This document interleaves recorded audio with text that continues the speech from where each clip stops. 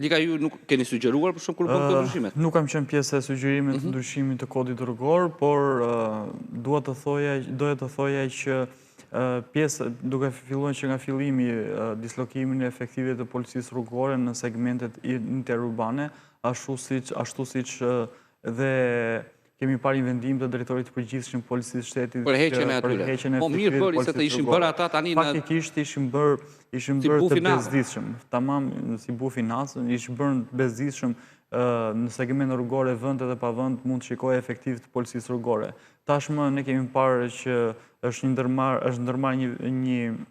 një veprim ose një vendim që të vendosen ose të monitorohet trafiku apo shkeljet e përdorues rrugës me anë të mjeteve inteligjente dhe kjo gjë tashmë po ndodh. Mirë po policia e shtetit ose policia rrugore maksimumi mund të zëjë një 10% në përmirësimin dhe ardhen ose rritjen e parametrave të sigurisë rrugore. Gjobat janë marramëndse që vijnë për marramëndse, mund vendosen. Janë marramëndse më.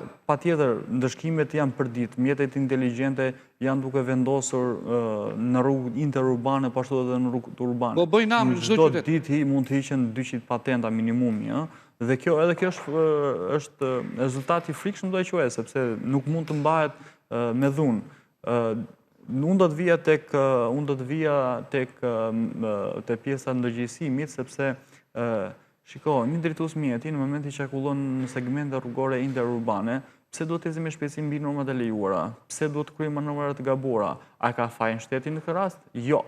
Unë do isha më shumë te ndërgjegjësimi. Çfarë do të bëjmë shumë policia po çon gjoba pafund? Dhe kjo po hiqen pateta pafund. Dhe policia atë që ka dorë gjoba çon dhe atë po bën.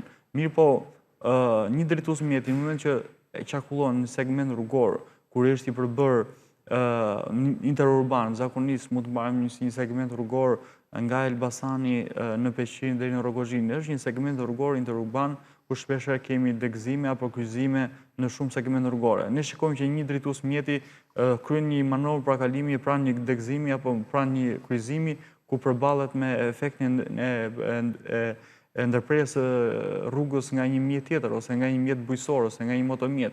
Dhe u gjej rastin të bëj thirrje të gjithë drejtuesët mjeteve të mos përdorin mjetet të papajisur me lejë drejtimi, mos konsumojnë alkool dhe të tregohen të ndëngjeshëm, sepse jo vetëm për veten, po marrim qafë të gjithë përdoruesit e tjerë të rrugës. Rrugët këto janë. Po nëse do të merr një shembull, një drejtues mjeti mund të qarkullojë në mal në një rrugë off-road në zona rurale. Duhet për shembull të ketë masa më të ashpra për heqjen e patentave për shembull. Po hiqen patenta pafund. Për ditë po hiqen patenta pafund. Shumë drejtues mjetësh po hiqet total në mënyrë totale. Madje kam dëgjuar që prokurorit janë stok me këto.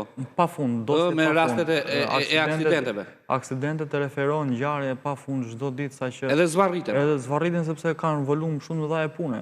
Qoftë edhe nga ana jon si ekspert, po qoftë edhe nga anat e prokurorisë apo dhe gjykatave. Po, Greta. Problemi është që nuk është zgjidhje vetëm heqja e patentës, se ti ja hoqja patentën, por ndërkohë i ka marrë 2-3 jetë njerëzish ai individi që ka shkelur rregullat e qarkullimit. Po vim pikërisht tek ndërgjegjësimi. Patjetër, një nga masat, po. Por e dyta është që duhet që përpara se të arrijmë të heqja patentës, ne të forcojmë të gjithë mekanizmat për dhënien e patentës. Sepse të gjithë jemi koshient se si realizohet dhënia e patentës në raste të caktuara, se nuk dua të bëj përgjithësime.